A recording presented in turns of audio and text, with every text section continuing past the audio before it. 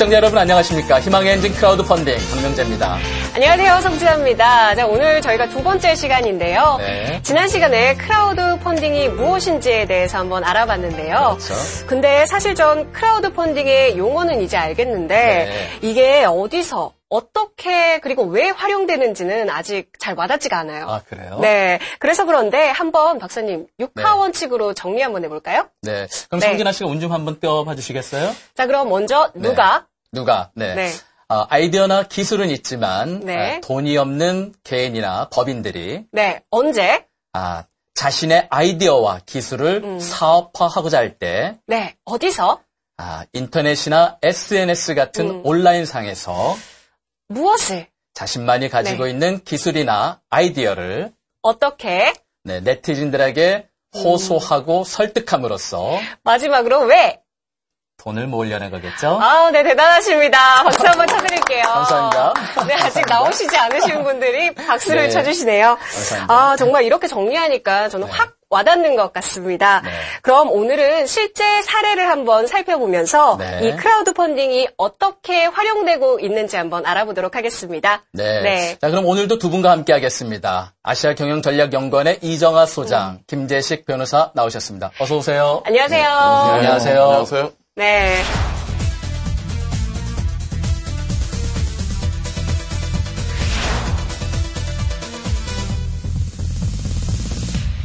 자, 먼저 소장님. 네. 네. 크라우드 펀딩이 국내에서보단 해외에서 잘 활용되고 있잖아요. 네. 그 해외에서 크라우드 펀딩은 어떻게 시작됐나요? 일반적으로 2005년도에 네. 영국의 조파닷컴이라는 P2P 금융 서비스를 기원으로 보고 있는데요. 네. 기존에 우리가 개인이 대출을 받기 위해서는 은행에 가서 신용도를 살펴보고 이유를 결정하고 상환 계획을 만들어서 상환을 해나가는 그런 과정을 거쳤는데 네. 여기서는 그 은행 대신에 크라우드 또 다른 개인이 그 은행 역할을 해줄 수 있게끔 만들어 놓습니다. 그렇군요. 네. 네, 김 변호사님. 사실 우리나라에서도 크라우드 펀딩이 그 산업 전 분야에서 많이 활용되고 있었지 않습니까? 우리나라의 그 유래는 어떻게 된가요? 한 말씀 좀 해주시죠. 저도 잘 몰라서요. 네. 어제 네. 그 글들을 좀 읽어봤어요. 네. 공부하셨군요. 어떤 분들은 그 계모임 아시죠? 우리 네, 알고 있죠. 어머님, 네, 어머님들 하시는 아주머님들이 개모임요. 하시는. 네. 그것이 크라우드 펀딩의 어떤 그 시초다. 아. 당시에 여러분들이 모여가지고 네. 그 순번개라고. 그럼 너무 오래된 거 아닌가요? 그렇죠. 그런데 네. 거기서부터 이제 사실은 그 십시일반으로 모으는 문화가 우리나라에도 있었다는 것이죠. 그렇지만 크라우드 펀딩이라는 것은 우리가 지금 얘기하는 SNS라는 그 IT 기술이 접목되면서 펀딩이 이루어지는 거니까 네네. 이제 그런 의미로는 그렇게 오래되지 않았습니다. 2007년에 우리나라의 팝 펀딩, 또 머니 옥션 이런 곳에서 대출형 그 크라우드 펀딩을 시작한 게 처음이라고 그렇게 하더라고요. 그렇군요. 예. 그러면 크라우드 펀딩이 시작된 건 얼마 되지 않았지만 꽤 빠른 시간 동안 성장을 했잖아요. 네, 그동안 어떻게 활용됐는지가 궁금한데요. 소장님, 크라우드 펀딩이 지금까지 좀 유행시킨 사례가 있을까요? 네, 혹시 오큘러스 리프트라고 들어보셨나요? 좀 생소하네요. 네, 들어본 것 같은데 정확히 잘 모르겠습니다. 네, 오큘러스 리프트라는 제품이 미국에 있는 킥스타터 네. 크라우드 펀딩 사이트에서 펀딩을 시도를 했는데요. 네. 그 당시에 25만 불을 목표로 하고 네. 실제 펀딩의 금액은 240만 불, 즉 10배가 모이게 된 거죠. 네. 와. 이 목표 금액을 펀딩하는 것도 쉬운 일이 아닐 텐데요. 목표 금액 대비 10배나 그 초과 달성했다라는 거는 이게 대단한 성공이거든요. 그러니까요. 네. 이 제품 어떤 제품이길래 이렇게 큰 성공을 거둔 걸까요? 네, 오큘러스 리프트는 버추얼 리얼리티, 그러니까 가상현실을 포커스로 한 게임 용으로 나온 제품이에요. 아하. 네. 헤드 마운트 방식으로 이렇게 끼워서 네. 게임의 몰입도를 증가를 시킨 것이고요. 네네. 자이로 센서라든가 각각 센서들을 많이 달아서 네. 뭐 고개를 돌리거나 위를 쳐다보거나 하면 뭐 하늘이 보여지거나 땅이 보여지거나 재밌겠네. 하는 그런 기능들을 집어넣은 제품이죠. 아하. 네. 그럼 전 그 펀딩 이후에 오큘러스 리프트가 어떻게 됐는지가 더 궁금한데요. 네. 뭐 우리 다 아시다시피 페이스북에 오큘러스 리프트가 인수가 됐어요. 그렇습니까? 네, 그 당시 인수가격이 화제가 됐었는데 혹시 얼마 정도라고 생각하세요? 금액이 많으니까 물어보셨겠죠? 네. 사실 저희는 감이 안 와서, 네. 네, 결론 24만 불보다는 넘을 것 같고요. 물론 그렇죠. 네, 그렇죠. 펀딩 받은 가격보다는 그렇죠. 높겠죠? 네, 23억 달러에 인수가 됐어요. 23억 불이요? 23억 우리나라 달러요? 돈으로 하면은 2조 거의 5천억 원. 2조요? 예를 들면 뭐 5천억의 네. 회사가 인수됐다 해도 굉장히 큰 이슈인데 2조 5천억 원이거든요. 세상에. 아니 페이스북에서 2조 5천억씩이나 주고 그 제품을 인수했다 그러면은 활용 가치가 대단히 높을 것 같은데요. 이 제품 어디에 사용되는가요?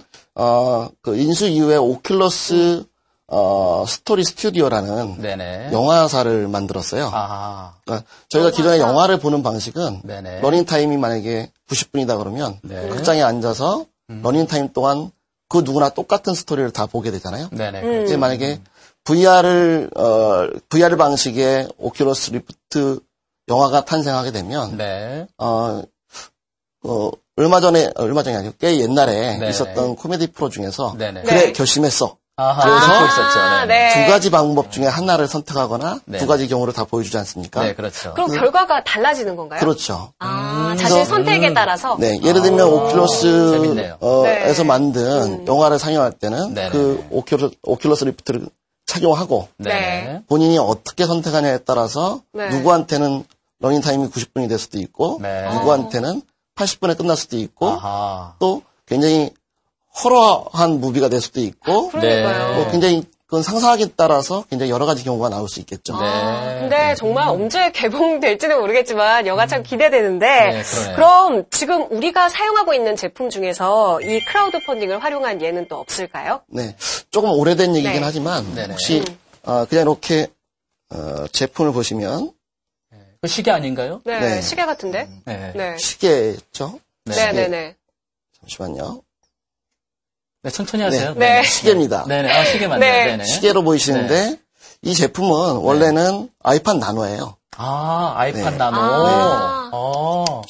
원래는 아이팟 나노 제품이죠. 네. 네, 네, 네. 근데 아이팟 나노는 원래 초기에 나오기에는 이렇게 부착해서 여기다 이어폰을 그렇죠. 끼고 그렇죠. MP3 파일을 듣는 방식이었어요. 그렇죠. 근데 네네. 그것을 요 시계줄을 고안해서 네네네. 크라우드 펀딩에 성공한 케이스가 있습니다. 네. 그럼 그 아이팟 나노를 시계처럼 그렇죠. 사용을 하는 건가요? 이 아이팟 나노 네. 기능 중에서 시계 기능과 MP3 플레이 기능, 뭐 비디오 또는 오디오 이런 것들을 다 들을 수 있는 복합 기능을 갖고 있었는데 네네. 네. 그 중에 이제 시계로서 평상시에 쓸 수 있도록 만든 아이디어 제품이죠. 네. 좋은 네. 아이디어 같네요. 그 제품 보니까 그 펀딩 그 금액이 얼마나 받았을지 궁금하네요. 결과가 어떻게 됐나요? 15,000불 그 당시에 목표였고요. 네네. 네. 60배인 90만 불 네네. 정도가 달성이 됐어요. 많이 시계줄이니까 받았네요. 뭐 굉장히 네. 단가는 높지 네네. 않았었던 걸로 좀 네. 기억을 하고 있고요. 네. 그것도 많은데요. 네. 그러니까요. 재밌죠? 네. 재밌네요. 원래 근데- 아이팟 나노 제품을 시계로 활용할 수 네. 있게끔 한 그러네요. 아이디어 제품이죠. 네. 그러네요. 근데 소장님, 제품 하나가 옆에 하나 더 있는데 네. 이 제품은 뭔가요? 이 제품은 네. 저희가 희망의 엔진 크라우드 펀딩인데 네네. 크라우드 펀딩이라기보다는 이 제품은 크라우드 소싱의 사례입니다. 크라우드 소싱이요? 네. 크라우드 기업이 소싱이요. 뭐 네. 삼성 그룹이 됐든 LG 그룹이 됐든 물론 연구소가 많이 있겠죠. 근데 연구소에 있는 인력들이 뭐 많아봐야 1,000명 뭐 더 많으면 10,000명 정도 되겠죠. 네. 그 10,000명이 낼 수 있는 아이디어는 한계가 있다라고 보고 불특정 다수인 크라우드한테 아이디어를 소싱하는 개념입니다. 아하. 그래서 이 아이디어는 네네. 컬키닷컴이라는 사이트를 통해서 나오게 된 상품인데요. 네네. 요게 이제 이 제품을 사시면 이렇게 뒷면에 네네네. 네. 이 아이디어를 제안한 제안자가 네. 나오고요. 우리 네. 젊은 사람이 그 제안자인가 그렇습니다. 보네요. 예. 네. 네. 일단 이 제품은 여기 오른쪽에 보시는 것처럼 네네. 우리가 아답터를 큰 거를 끼게 되면 네네. 옆에 이렇게 막으니까 네. 옆에 걸 쓸 수가 없잖아요. 네, 그렇죠. 그렇죠. 그래서 여기는 그런데 그걸 네. 이렇게 돌려서 하면 다양하게 다 쓸 수가 있겠죠. 이렇게 접고 이렇게 펼 수 접고, 있다는 게 네, 접고 펼 수 네. 있게. 간단한 아이디어가 돋보이네요. 네. 제품이 나오니까 별거 아닌 것 같죠? 네.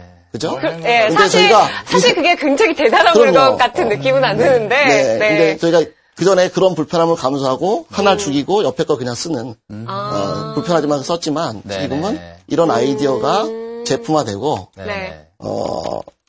이게 제품화돼서 나올 수 있었던 거죠. 근데 우리가 주제를 크라우드로 하고 있기 때문에 이 제품이 나오기까지 크라우드의 역할에 대해서 잠깐 설명을 드릴게요. 이 제이크 제인이라는 발명 아이디어 발의자가 낸 아이디어를 크라우드들이 평가를 합니다. 이 아이디어가 좋다 나쁘다.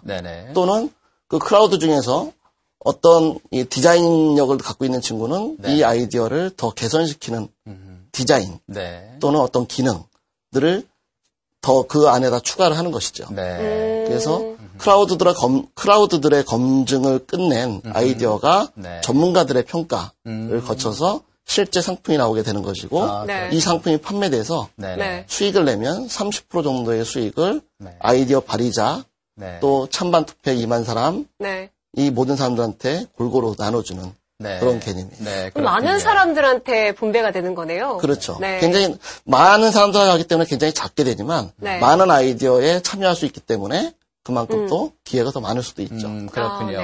이 제품의 장점은 한 번 이미 검증을 하고 가는 거예요. 네, 알겠습니다. 근데 앞서서 궁금한 게 하나 있었는데 김 변호사님 그 크라우드 펀딩 종류가 여러 가지인데 앞서 봤던 저희 오큘러스와 그 아이팟 나노 시계는 어떤 사례에 속하나요? 두 가지 모두 그 제품이 아직 개발 전인 그 상태이고요. 투자자들이 투자를 하고 나서 그 완결된 제품을 그 투자한 금액에 따라서 받는다는 측면에서 보면은 이게 리워드가 있는 그러니까 보상형 크라우드 펀딩이라고 할 수 있죠. 자, 그러고 보면 우리 미국이라든지 해외에서는 이런 크라우드 펀딩이 상당히 정착이 된 것 같거든요. 그렇습니다. 우리나라에서도 이 크라우드 펀딩을 통해 가지고 성공한 사례들이 적잖게 있을 것 같은데 혹시 알고 계시는 사례 혹시 있으신가요? 김 변호사님. 우리나라는 이처럼 그 ICT 이렇게 융합되어 있는 IT 제품들을 가지고 보상형 크라우드 펀딩이 일어난 예는 많지 않은 걸로 알고 있어요. IT 기술 가지고. 오히려 기부형이나 또 후원형들이 활성화되어 있는데 주로 문화, 예술, 영화 분야 이런 분야에서 많이 그 활용되고 있다고 해요.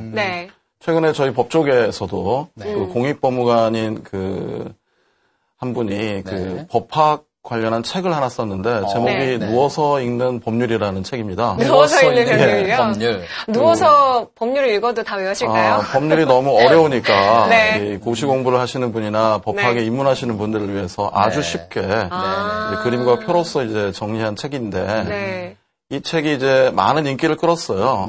원래 책으로 출판한 건 아니었고 PDF 형식으로 그냥 무료로 배포되는 것이었는데 책으로 출판하고 싶어서 그 출판 자금을 모은 것이죠. 그래서 많은 사람들한테 그 출판 자금을 모았고요. 그 결국 펀딩에 성공해서 책도 내게 됐습니다. 그리고 거기서 얻은 수익금들은 모두 그 다음 책을 쓰는데 이용하도록 그렇게 성공한 예가 있습니다. 자, 그러면 지난 시간에 또 한 가지 다른 질문 드리자면 지난 시간에 저희가 얘기했던 영화 26년 기억나시나요? 그랬어. 크라우드 펀딩으로 제작됐었죠. 그런데 소장님한테 한번 질문 드릴 텐데 소장님 그 이외에 이 크라우드 펀딩으로 제작된 또 다른 영화가 있을까요? 네, 굉장히 많습니다. 예를 들면 엽기적인 그녀. 잘 아시죠? 엽기적인 그녀요. 그다음에 그만해라 많이 묵었다. 친구. 지금 하신 거죠? 나름대로 한 겁니다. 그다음에 공동경비구역 JSA. 이런 등, 이런 영화들이 네티즌 펀드라는 이름으로, 그 당시에 진행이 됐었고요.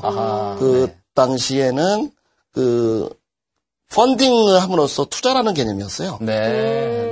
그래서 지금 우리가 얘기하는 크라우드 펀딩의 형태랑은 살짝 다릅니다. 소장님, 영화 제작 이외에 또 다른 어떤 사례가 있을까요? 굉장히 많죠. 예를 들면 뭔가 혁신적인 아이디어를 가지고 있는 제품이라든가 또는 게임. 그러니까 거의 전체 카테고리에 다 있다라고 보시면 돼요. 물론 중공이라든가 이런 건 아직은 진행하고 있지 않지만 나름대로 대중의 어떤 공감을 얻을 수 있는 제품들 또는 어떤 의미 있는 프로젝트, 영화 그다음에 게임 이런 것들은 많이 진행하고 있습니다. 문화 콘텐츠 쪽이 그렇죠, 많겠네요. 아무래도. 네. 그렇군요. 소장님 말씀 듣다 보니까요. 네. 요즘에는 저 국내 그 유망한 벤처 기업들이 그 뭐 킥스타터라든지 인디고고 같은 그 해외 크라우드 펀딩 사이트 업체를 활용해가지고 그 투자받는 사례가 많이 있다 그러거든요. 좀 알고 계신 사례 있으면 한번 들려주시겠습니까? 네. 카이로스 T밴드 스마트워치라고요. 굉장히 긴데요. 다시 한번 말씀해 주시겠어요? 카이로스 T밴드 스마트워치. 네. 그러니까 스마트워치 하면 뭐 최근에 많이 그렇죠. 헬스와 많이 연결시키고 네. 그래서 스마트워치 기능을 카이로스 T밴드는 그 T밴드 안에 넣어놨어요. 네. 물론 제품이 두 가지로 나눠질 수 있는데 그중에 이제 밴드라고 명칭을 한 거는 기존에 있는 시계는 그대로 유지를 하고 밴드 부분에다가 스마트워치 기능을 넣은 거예요.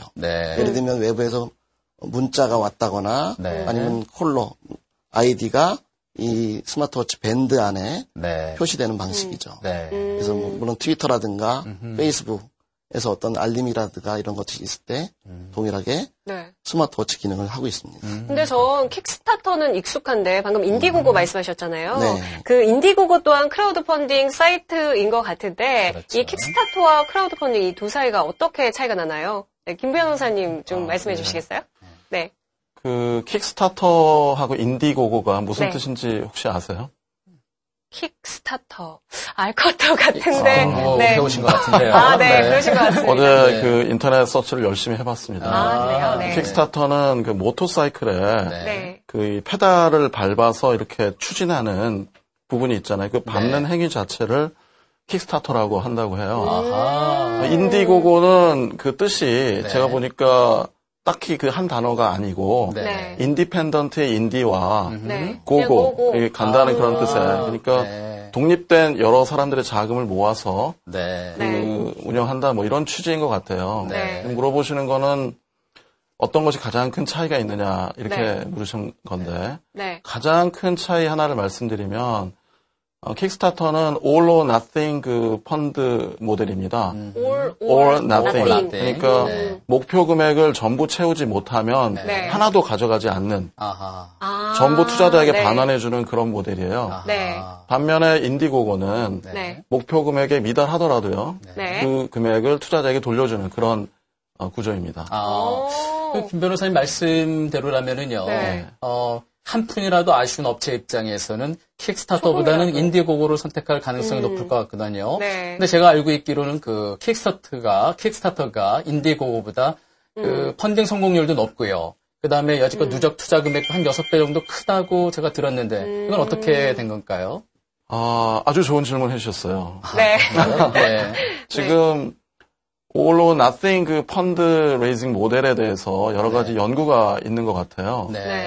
그러니까 왜 지금 말씀하신 것처럼 한 푼도 못 가져갈 수 있는 모델에 더 많이 몰려서 성공을 하게 되느냐 궁금하시잖아요. 그렇죠. 근데 이제 심리학자들의 그 연구 결과를 보면 all하고 nothing 중에 어디에 더 사람들이 포커스를 맞춰서 생각을 할까요? all일까요? 대부분의 사람들은 nothing 쪽에 더 깊은 그 관심이 있다는 거예요. 아무것도 가져가지 못하게 될까봐 두려워한다는 거죠. 뭔가 자신이 손해를 입을 것 같다는 거에 대한 두려움. 사람들이 그 이익을 얻기 위해서 활동하는 것보다는 손해를 피하기 위해서 더 많은 노력을 한다고 그래요. 그래서 이 펀드레이징 모델에 참여하는 사람들이 혹시나 실패할까봐 더 많은 노력을 하게 된다는 거고요. 이 프로젝트를 또 투자하는 사람도 생각해 보세요. 1달러라도 모자라면 이 프로젝트가 드라마틱하게 실패한 겁니다. 그러니까요. 얼마나 아쉽겠어요. 이런 생각이 사실은 굉장히 비현실적이거든요. 그런 일은 잘 벌어지지 않아요. 1달러라도 모자라서 펀딩이 실패하는 예는. 작년 내면 되겠네요. 그렇죠. 그러네요. 그 생각을 못했네요. 상상만 해도 굉장히 짜릿한 거예요. 1달러를 모자라서 펀딩이 실패할 수 있다. 그런 점들 때문에 사람들이 더 관심을 많이 갖게 되고 또 더 많이 후원하게 되고 이제 그래서 아마 킥스타터 모델이 더 성공적이지 않나 그런 생각이 듭니다. 부가적으로 하나 더 말씀을 드리면 말씀해보세요. 킥스타터는 프로젝트를 등록을 한 다음에 그 자체 팀에서 평가를 해요.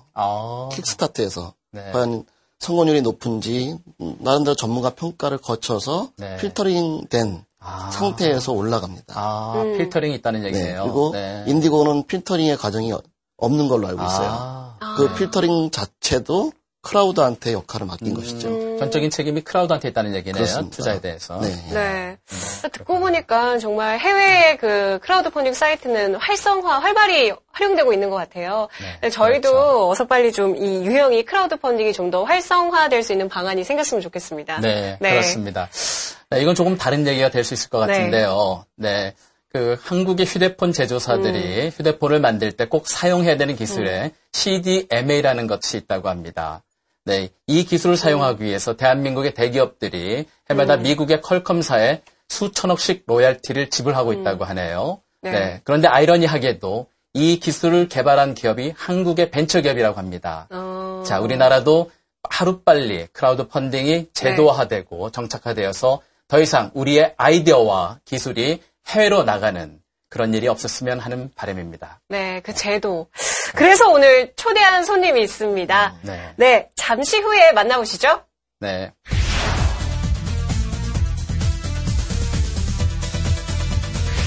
오늘은 국내 크라우드 펀딩의 정착과 활성화를 위해서 최전방에서 뛰고 계신 한 분을 만나보겠습니다. 네, 국회의원이시죠?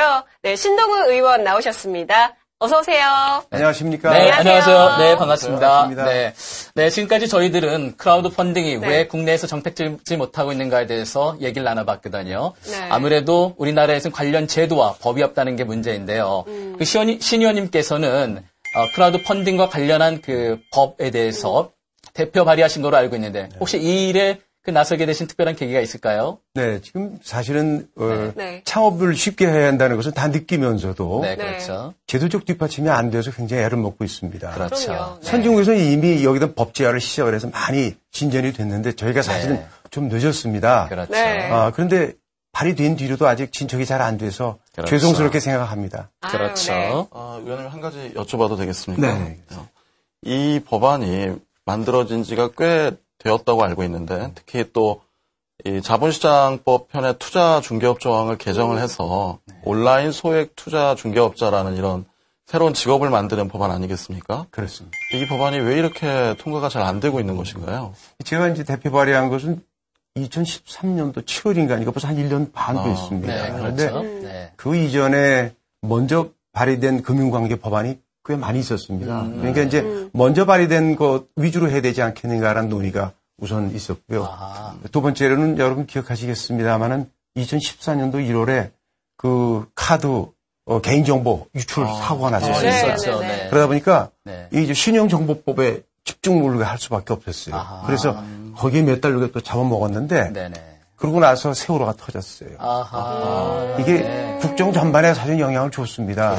여야가 사실은 모여 앉아서 해야 되는데 이런 등등의 문제를 좀 늦어져서 사실 이제 작년 연말부터 본격적으로 논의가 돼서 많은 진전을 보았습니다. 그러니까 작년에 사건 사고가 많아서 지금까지 늦어졌다는 말씀이시죠? 주변의 문제가 컸다는 얘기네요. 여파가 여기까지 미쳤습니다. 조금 늦더라도 제대로만 간다면 그게 좋지 않겠나 생각도 해봅니다. 지금 신 의원님께서 추진하고 계신 이 입법안에는 어떤 내용이 지금 담겨 있을까요? 잘 아시다시피 이 크라우드 펀딩 제도는 사실은 이렇게 기부형, 보상형 위주로 쭉 발전했습니다. 그렇죠. 근데 이제 이걸 좀 제대로 되려면은 예를 들어 좀 출자를 하고 싶은 사람도 많거든요. 그렇죠. 이게 되려면은 지금 현행 자본시장법에 의해서는 조금 조정을 해야 됩니다. 지금 지분 출자하려면은 반드시 공시제도로 들어가야 되거든요. 증권공시라든지 소액의 경우도 공시를 해야 되는데 그렇게 하게 되면 이거 굉장히 번잡스러워집니다. 크라우드 펀딩 시스템이 쉽게 출자하도록 만든 건데 그래서 자본시장법에 이 조항을 특수 조항으로 넣어서 쉽게 공시할 수 있도록 이제는 금융당국에 공시 안 하더라도 딱 필요한 사항을 온라인으로 게재만 하면 되도록 이렇게 쉽게 만드는 법 개정이 사실 이번 핵심 규제를 줄인다는 측면에서도 얘기가 되겠네요. 그렇습니다. 그런데 의원님 그 크라우드 펀딩 종류가 여러 가지가 있잖아요. 그런데 지금은 투자형에 좀 치중된 것 같은데 기부형, 보상형 그리고 대출형에 대해서 또 법안이 필요할 것 같은데요. 그 추가로 진행된 계획이 있으신가요? 이제 크라우드 펀딩 시작이 사실은 기부형 보상형으로 시작된 거거든요. 네. 그래서 뭐 문화계에서 이런 것이 많이 이미 법안 없이도 지금까지 많이 왔죠. 그렇죠. 네, 많이. 네. 근데 이제 이게 점차 사실은 이게 법 문제, 지금까지 뭐 그것이 큰 사회 문제는 되지 않았습니다만은 그렇죠. 네. 기부용도 사실은 기부품 모집에 관한 법률이 있어요. 네. 그렇기 때문에 그것도 이제 크게 문제가 안 될 경우는 그냥 넘어갈 수 있지만은 이게 그래도 제도로 정착이 되려면 법적 뒷받침이 돼야 됩니다. 그렇죠. 그래서 이제 이번 법안에 담은 것은 첫째로 지분 투자형이 될 수 있도록 만드는 거고 두 번째로는 이제 채무증권 발행 형식을 통해서 대출형도 일부 가능합니다. 가능합니다. 그래서 그 두 개를 중점을 해서 하는 거고 또 기부형은 그동안의 법 없이도 사실은 해왔단 말이죠. 그래서 두 가지의 중점을 두고 이제 이것이 제도화 됐을 경우에 과연 업계에서 어떤 문제가 일어날 것인가를 지켜보고 만약에 이제 보완이 필요하다면은 추가로 보완을 하겠습니다만 우선 절실한 지분 투자형, 지분 투자형이 우선이다. 우선으로 역점을 두었습니다. 네, 그렇군요. 네. 자, 시간 관계상, 우리가 이 법안 내용을 다 들어볼 수는 없을 것 같고요. 지금 그 쟁점이 되고 있는 그 핵심 사항 몇 가지만 좀 저희가 한번 여쭤보겠습니다. 우선 그 소득과 연계해서 그 투자 한도를 정해놓는다. 이런 말이 있던데, 쉽게 한번 설명 좀 해주시겠습니까? 지금 이 법안 논의에서 제일 핵심 쟁점 중에 하나입니다. 그래서 뭐냐면은, 자, 창업을 쉽게 하려면 많은 사람들이 소액 투자를 할 수 있도록 좀 열어줘야 된다. 그렇죠. 자, 그러나 한편 또 한편으로는 이거 선의의 투자자들이 많이 생겨난다면은 이 제도를 만든 국가를 원망하면 어떡할 것이냐. 선의의 피해자들. 선의 피해자들. 그래서 한편으로는 이 제도가 활성화되기를 바라면서 또 한편으로는 선의 투자자를 보호한다는 두 가지 목표를 한꺼번에 달성해야 되는 그런 문제가 있습니다. 그래서 지금 기본 원 안에는 이렇게 되어 있습니다. 한 사람이 한 회사에 투자할 수 있는 규모를 500만 원 이하로 되어 있습니다. 500만 원 이하. 그리고 어때요? 작지 않나요? 저거요?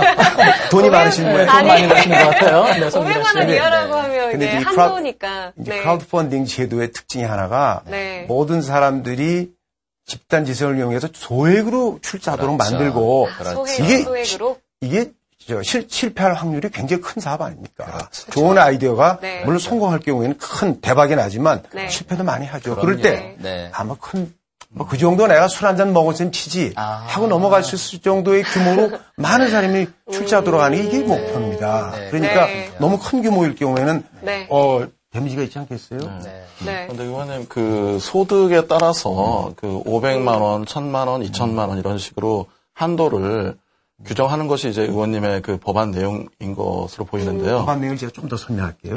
우선은 한 사업에는 500만 원, 그다음 1년 1000만 원을 못 넘게 되어 있어요. 1년에 다 해서. 그런데 일정 소득 이상의 돈이 많은 사람의 경우는 그건 별도로 뒀어요.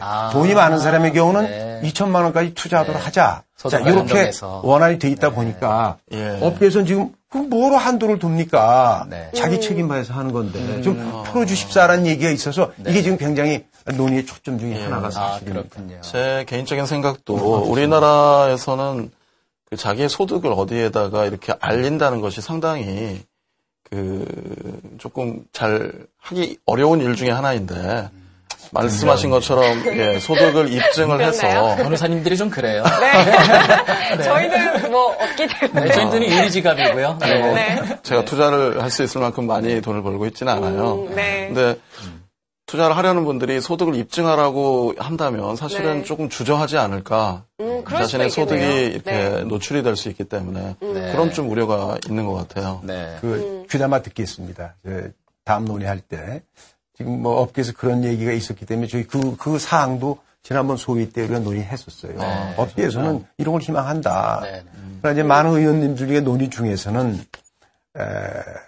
자, 투자는 자기 책임하에서 하는 거지요. 그러나 어떤 제도가 만들어지면 우리나라의 경우 정서법이라는 게 있습니다. 정서법. 국가는 도대체 뭘 했길래 이런 선의 투자자가 생기도록 너희들 좀 보도해야 되는 거 아니냐는 그런 정서가 솔직히 있지 않습니까? 사후적으로 문제가 생길 경우에. 예를 들어서 부산 저축은행 사태 터졌을 때 그 법으로 다 아는 겁니다. 그러나 나는 법을 잘 몰랐어요. 네. 라고 네. 그런 분 또 실제 계시거든요. 네. 그렇겠죠. 그래서 네. 투자자 보호를 어느 단계까지 해야 될 거지 고민입니다. 네. 그러나 우리가 이 장치를 전혀 안 할 수가 네. 없지 않느냐라는 게 또 고민이죠. 저도 의원님 의견에 동의합니다. 네. 그리고 만약에 투자자 보호를 위한 장치라고 한다면 하나 더 두었으면 좋다고 생각되는 게 있는데요. 네. 이게 투자자 측에서 투자 한도를 이렇게 법으로 정하는 것도 중요하지만 그 실패하지 않을 만한 기업에 투자할 수 있도록 환경을 마련해 주는 것도 좋을 것 같아요. 그래서 어떤 기업이든 그 펀딩을 허용하게 되면은 아무래도 실패할 위험이 높기 때문에 그렇죠. 뭐 창업 기간이 뭐 일정 기간이 넘었다든지 또 정부가 어느 정도 심사를 해서 조금 의미가 있는 기업이라든지 이런 기업들에게만 그 펀딩을 허용하는 것도 상당히 중요한 과제일 것 같은데 그런 부분은 법안에서 어떻게 논의가 되고 있는 건가요? 지금 변호사님 말씀대로 되면은 이것이 성공할지 실패할지 정부가 나서서 스크린해서 성공할 수 있는 것만 알려달라 하면은 저부터 하겠습니다. 그렇잖아요. 네. 이 제도의 취지는 뭐냐면은 어떤 사업이 사업성이 있느냐 없느냐 가져오면 변호사님 판정해 줄 수 있으세요?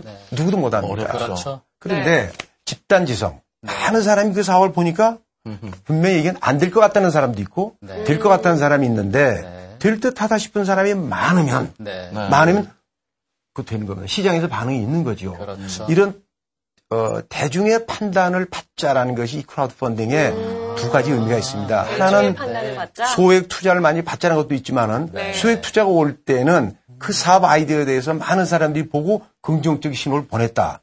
이런 거 아니겠습니까? 그렇죠.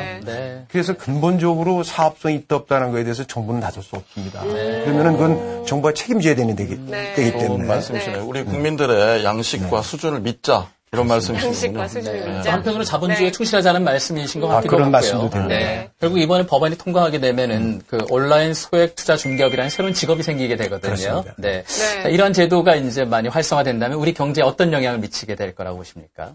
자, 이제 이 제도를 만들려고 한 취지 자체가 우리 경제가 좀 활성화되려면은 좋은 아이디어 창업 어렵습니다. 그렇죠. 지금 엔젤 투자 제도가 있지 않습니까? 그거 옛날에 한 1,000억 이상 넘어가다 지금 말이죠. 확 쪼그라들었어요. 유명무실합니다. 그러면 창업할 수 있는 방법이 없죠. 자, 저는 이 제도가 잘 돼서 많은 중개업자가 나서서 이 제도가 좀 활성화돼서 아이디어 갖고 있는 분들이 쉽게 창업할 수 있다면은 그래야죠. 우리 경제 얼마나 도움되겠습니까? 그럼요. 아까 좋은 아이디어들이 팔려나간 경우 많죠. 해외로 팔려나간 경우가 너무 많다 보니까 이런 경우 좀 저희가 좀 해서 돈도 벌고 이럴 수 있도록 생태계를 만들어 주자는 게 취지죠. 그렇죠.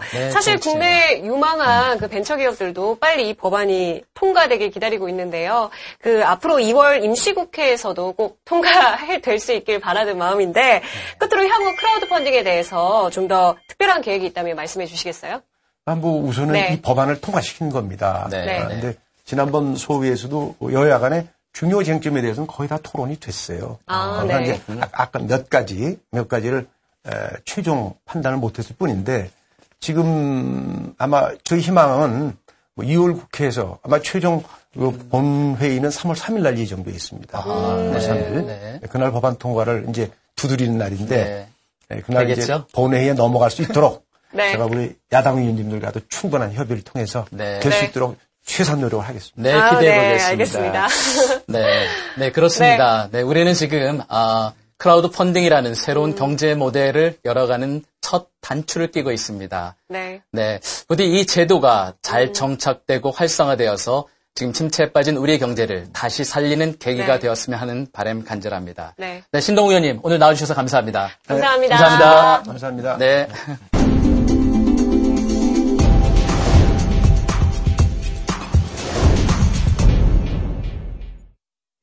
희망의 엔진, 크라우드 펀딩. 자, 이제 본격적으로 엔진을 가동해야 될 시간이 된 것 같습니다. 자, 오늘 이 자리에 박진우 기자 함께 했습니다. 어서오세요. 안녕하세요. 오늘은 재능 기부를 통해 사회적 크라우드 펀딩에 참여하는 단체를 소개할까 하는데요. 박 기자님, 어떤 단체죠? 제가 답변하기 전에요. 두 분께 한번 질문 한번 던지고 싶은데요. 지난 시간에 크라우드 펀드 연구기관, 교육기관을 제가 말씀드렸는데 혹시 알고 계시나요? 아시아경영전략연구원. 잘 알고 있습니다. 감사합니다. 한 숟가락 운동본부는요, 한국신문방송인 클럽, 그다음에 크라우드 펀드 교육기관인 아시아경영전략연구원, 그리고 SNS의 단체, 한국선두주자인, 한국소셜미디어 그룹이 공동으로 만들어 새로운 후원에 대한 새로운 패러다임을 제시한다고 합니다. 그래서 한 숟가락 운동에 대해서 정확하게 아시아경영전략연구원 원장님 같이 나오셨습니다. 박혜다 원장님. 어서 오세요. 반갑습니다. 반갑습니다. 네, 원장님 지금 선문대학교에서 교수님으로 활동하고 계신다고 들었습니다. 그런데 어떻게 방금 말씀하신 한 숟가락 운동에 참여를 하신다고 들었는데요. 어떤 건지 좀 정확하게 알고 싶어요. 예, 알겠습니다. 한 숟갈 운동은 그 이름이 의미하는 같이 그 한 술씩 10번을 뜨면은 그 한 사람이 먹을 분량의 그릇을 우리가 채울 수 있다고 이야기합니다. 그것을 우리가 옛말에 우리가 십시일반이라고 이야기하는데, 십시일반. 그래서 이 운동의 정신은 이러한 우리 한국 정서에 맞는 십시일반 정신을 이어가기 위한 하나의 시민들의 자발적인 모임입니다. 그럼 우리 여기서 또 한 분을 만나보도록 하겠습니다. 직접 책을 통해서 한 숟가락 운동에 동참하고 있는 소설가 천성래 작가를 모셔보도록 하겠습니다.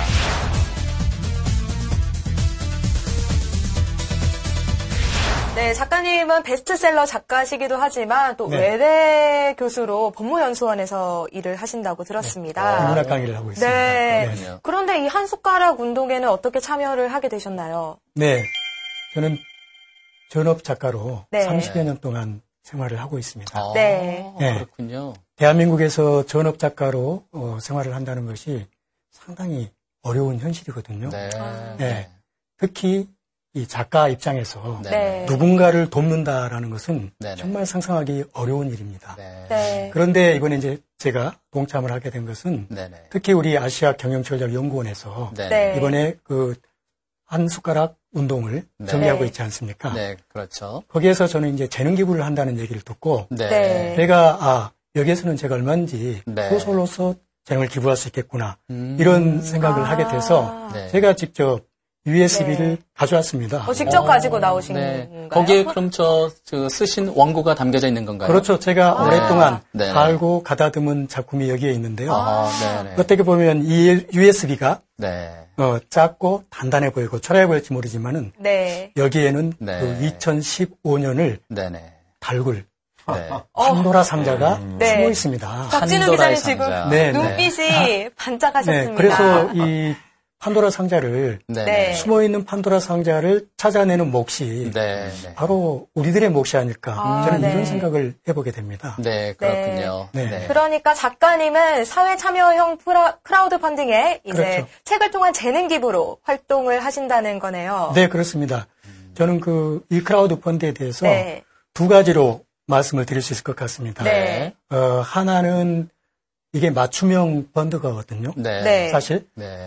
대한민국 사회에서 특히 정부가 대한민국 그 어려운 국민들을 일일이 다 찾아다니면서 전부 그들의 힘든 부분을 다 이렇게 다스려 줄 수가 없는 겁니다. 그렇죠. 그렇다면은 우리 같은 지식인들이 그나마 동참을 해서 민간적인 입장에서 정부를 거들어야 된다는 그런 입장입니다. 이 펀드가 그래서 좋은 것 같고요. 두 번째는 누구나 소액을 가지고 불특정 다수인 누구나 소액으로서 참여를 할 수가 있습니다. 보통 우리가 기부하면 어떻게 생각합니까? 돈이 아주 많은 재벌들, 또 큰 기업가, 또 유명한 정치인이라고 생각을 하는데 사실 기부를 하고 싶어도 여력이 안 돼서 못하는 국민들이 많거든요. 그런데 이제 이번 우리 이 펀드는 소액을 통해서 내가 그동안 기부를 못해서 마음속으로 항상 안타깝고 맺힌 그런 마음을 풀 수 있는 것이 바로 이 펀드라고 생각을 해요. 그래서 두 가지 측면에서 이번 조성된 이 펀드가 정말 훌륭한 펀드다. 저는 이렇게 개인적으로 생각을 그렇군요. 지금 손에 들고 계신 USB 안에 지금 재능 기부하게 될 그런 또 원고가 들어있다는 말씀이신데 그럼 그 원고는 지금 시중에 출간된 책이 아니겠네요? 당연히 그렇죠. 이것을 제가 출간을 이제 해야 되는 것이고요. 그래서 이걸 기부하겠다는 그런 얘기입니다. 그럼 그 원고, 그 재능 기부하게 될 책이 어떤 책인지 직접 작가님께서 한번 소개 좀 한번 해주시겠습니까? 그러겠습니다. 사실 지난 1994년도에 네네. 대한민국 사회에서는 서편제라는 영화가 네. 굉장히 대단히 히트쳤죠. 네. 네. 그게 이제 지금은 작곡하신 이청준 선생님 작품이에요. 네. 근데 당시 제 소설, 연작소설 배틀과 서편제가 나란히 3, 4위에 베스트셀러에 진입을 했어요. 네. 배틀을 우리 천 작가님이 쓰신 건가요? 네. 20여 년 전에 베스트셀러입니다. 네. 그래서 당시에는 기억하실지 모르겠습니다만은 이 TV 문학관이라든가 베스트셀러 극장이 KBS나 MBC에서 아주 시청자들한테 큰 인기를 얻고 있었어요. TV 문학관 대단한 인기 방송이었었죠. 작가들이 아주 감미로운 작품을 영상을 통해서 단막극으로 보여줬거든요. 그랬었죠. 네. 근데 제 작품도 당시에 이제 6.25 특집극으로 제작이 됐으면 좋겠다. 그런 얘기가 있었는데 사실 그 이후에 TV 문학관이나 베스트셀러 극장이 폐지가 됐습니다. 그러고 보니까 스토리가 점점 더 궁금해지네. 어떤 내용인가요? 그렇죠. 이 스토리는 지금 제가 역사라고 얘기했지 않습니까? 그랬죠. 시대적인 배경은 6.25 전쟁입니다. 6.25 전쟁을 배경으로 한. 사회자님, 제가 또 하나 물어보겠습니다. 네네. 우리 지금 학생들을, 특히 청소년들이 3.1절을 어떻게 읽을 것 같습니까? 3.1절을 3.1절로 읽지 않나요? 그렇게 생각하시죠? 네네네. 정말 놀라운 일이요. 네. 3.1절로 세상에. 읽는다고. 컴퓨터 세대네요. 6.25 사변을 그렇게 읽습니까? 6.25 사변을 6.25 사변. 이렇게 읽는 해괴한 일이 벌어졌습니다. 이거는 실제로 자료 조사를 통해서 나온 얘기거든요. 조크가 아니란 말씀이시네요. 그렇죠. 제가 이 작품에 대해서 그래서 제가 역사의식을 고취하고 싶어서 이것은 국민적인 공모주를 통해서 이 작은 정성을 모아야겠다. 그런 생각을 하게 됐는데요. 당시 6.25 전쟁 때 인민군 빨치산들이 퇴각을 하면서 지리산으로 잠입을 하게 됩니다. 근데 이제 지리산 자락에는 그 산골 마을이 있는데 인민군이 퇴각을 하면서 당시 8사단이 빨치산 토벌령을 내리거든요. 인민군이 갈 데가 어디 있습니까? 그래서 한적한 산골 마을로 스며드는데 그 마을에서 인민군들한테 안악내가 강간을 당해요. 아이고. 실제 이게 있었던 일입니다. 그걸 제가 극화시킨 거예요. 실화를 배경으로 그렇습니다. 글을 쓰신 거군요. 그보다 더 엄청난 일이 많았죠. 당시에는. 그런데 이제 불행한 것은 이 아이가 임신을 해서 아이가 태어납니다. 세상에.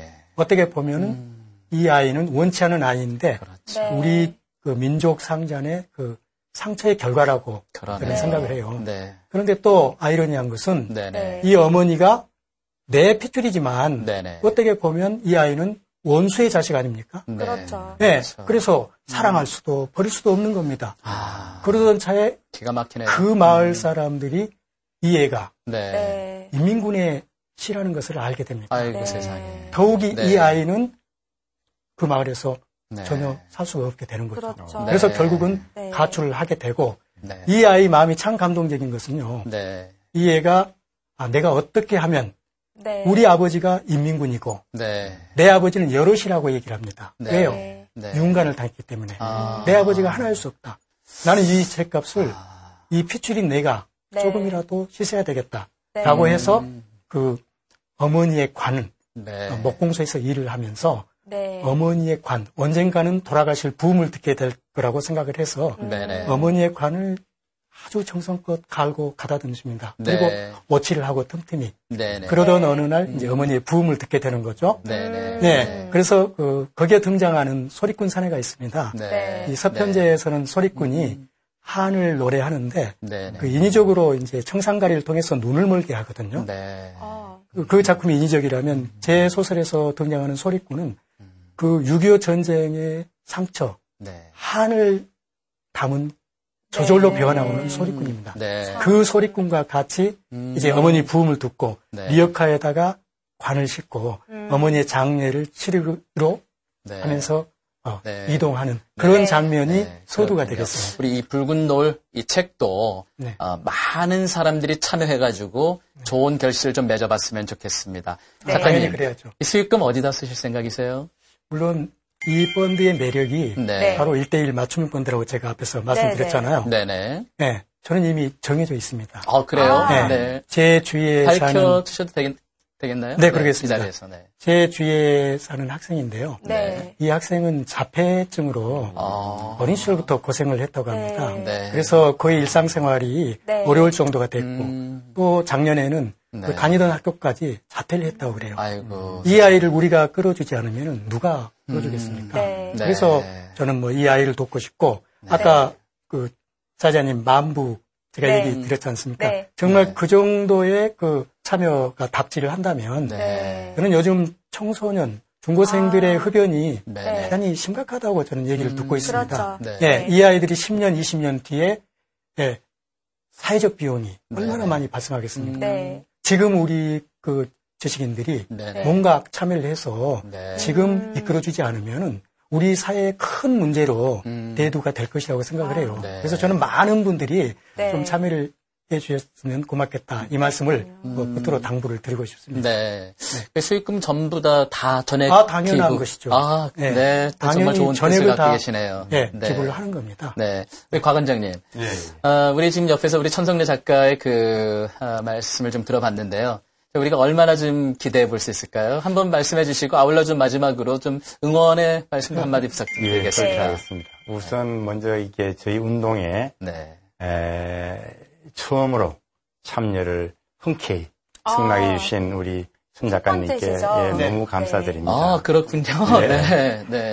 더불어서 제가 볼 때는 그 유명한 그 베스트셀러 작가시고 그리고 지금 우리 젊은 세대가 목말라 하는 그런 6.25라고 하는 역사적인 배경 거기에다가 이게 non-fiction입니다. 실화를 바탕으로 했기 때문에 그만큼 많은 사람들이 관심을 끌 거다 하는 생각을 해보고 더불어서 이번에 국제시장이란 말 나왔는데 저도 깜짝 놀랐습니다. 국제시장의 그 배경이 어떻게 보면 하찮은 그 스토리인데도 불구하고 평범한 가정의 스토리죠. 그렇습니다. 그런데도 이렇게 수많은 이 대중들이 같이 울고 웃고 한 그것을 보고는 우리 이 한류가 한국에서 밖으로만 나가는 게 아니라 먼저 우리 한국 내에 대한민국 사람들이 먼저 한류의 바람을 타야지만 나가는구나 그런 생각을 합니다. 아무쪼록 우리 이 스토리를 보면은 어떻게 보면 조정래 작가의 그 태백산맥가 그 국제시장 그것의 어떤 융합형의 어떤 작품이 나올 것입니다. 이름도 좀 비슷하신 것 같네요. 조정래 작가, 천성래 작가. 저도 그런 느낌을 가지고 있었습니다. 그래서 제가 마지막 바라는 거는 우리 이 작은 첫 발걸음이 그냥 한 발걸음으로 끝나지 말고 그 한의 의미가 있지 않습니까? 그럼요. 하나의 의미도 있지만 크고 장대하다는 의미가 있습니다. 한밭 대전을 한밭이라 그러죠. 그런 의미로서 제가 이 자리에서 적석에서 제가 프로포즈합니다. 책만 하지 말고 영화 제작까지도 기부를 해주셔가지고 어마어마한 이 크라우드 펀드가 한 걸음 한 숟갈 운동에 핵이 될 수 있도록 도와줬으면 감사하겠습니다. 그 영화 제작 그 비용도 크라우드 펀딩을 통해서 모금하시겠네요. 그렇게 됐으면 참 좋겠습니다. 감사합니다. 우리말에 누이 좋고 매부 좋다는 속담이 있는데요. 한 숟가락 운동이 딱 여기에 해당되는 게 아닌가 싶습니다. 참여하는 사람도 그렇고요. 받는 사람도 그렇고 서로 간에 사랑을 나눌 수 있는 뜻깊은 운동인 것 같습니다. 희망의 엔진 크라우드 펀딩. 오늘은 크라우드 펀딩의 기초부터 활용 방안까지 모두 살펴본 것 같은데요. 그랬죠. 오늘은 특히 많은 사례들을 살펴보았는데요. 특히 해외에서 성공한 사례들을 우리가 잘 벤치마킹해서 우리나라에서도 크라우드 펀딩이 잘 정착되고 활성화되어서 대한민국의 경제를 다시 뛰게 하는 활력소가 되었으면 하는 바람입니다. 감사합니다. 희망의 엔진 크라우드 펀딩 오늘 순서 여기까지고요. 저희는 다음 주 이 시간에 다시 만나도록 하겠습니다. 지금까지 시청해주신 여러분 감사합니다. 감사합니다.